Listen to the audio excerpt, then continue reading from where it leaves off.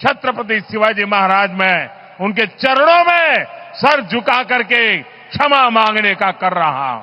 हमारे लिए छत्रपति शिवाजी महाराज आराध्य देव है। मेरे आराध्य देव की पूजा करने वालों को भी उनकी भी सर झुका करके क्षमा मांगता हूं। मेरे संस्कार अलग है।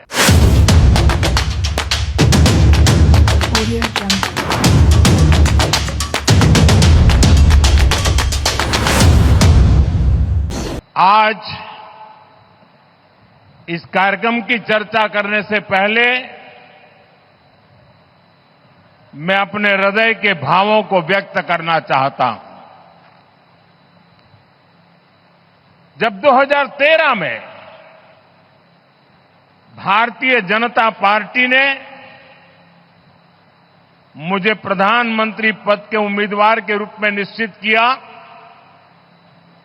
तो मैंने सबसे पहला काम किया था रायगढ़ के किले पर जाकर के छत्रपति शिवाजी महाराज की समाधि के सामने बैठ करके प्रार्थना की थी। एक भक्त अपने आराध्य देव को जिस प्रकार से प्रार्थना करता है, उसे भक्ति भाव से आशीर्वाद लेकर के मैंने राष्ट्र सेवा की एक नई यात्रा का आरंभ किया था। पिछले दिनों सिंधुदुर्ग में जो हुआ, मेरे लिए, मेरे सभी साथियों के लिए छत्रपति शिवाजी महाराज ये सिर्फ नाम नहीं है। हमारे लिए छत्रपति शिवाजी महाराज ये सिर्फ राजा महाराजा राजपुरुष मात्र नहीं है। हमारे लिए छत्रपति शिवाजी महाराज आराध्य देव है।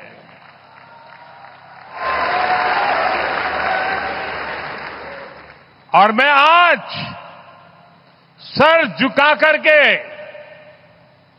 मेरे आराध्य देव छत्रपति शिवाजी महाराज की उनके चरणों में मस्तक रख के माफी मांगता हूं।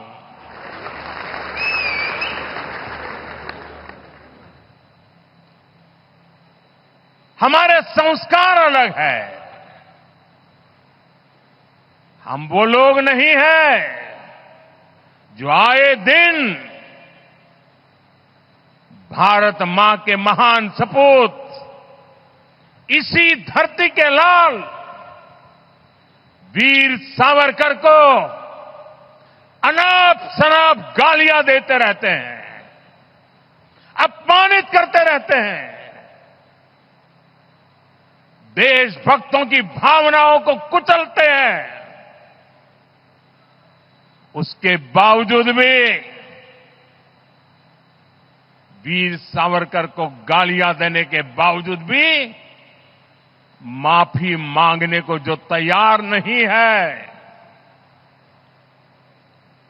अदालतों में जाकर के लड़ाई लड़ने को तैयार है, इतने बड़े महान सपूत का अपमान करके जिनको पश्चाताप नहीं होता है, महाराष्ट्र की जनता उनके संस्कार को अब जान ले। और ये हमारे संस्कार है कि इस धरती पर आते ही आज मैंने पहला काम मेरे आराध्य देव छत्रपति शिवाजी महाराज में उनके चरणों में सर झुका करके क्षमा मांगने का कर रहा हूं।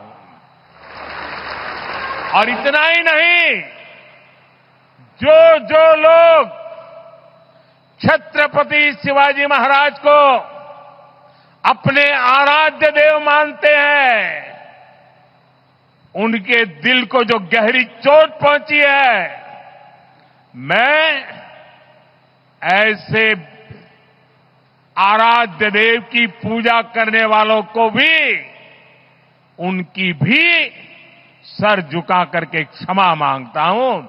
मेरे संस्कार अलग है। हमारे लिए हमारे आराध्य देव से बड़ा कुछ नहीं होता है।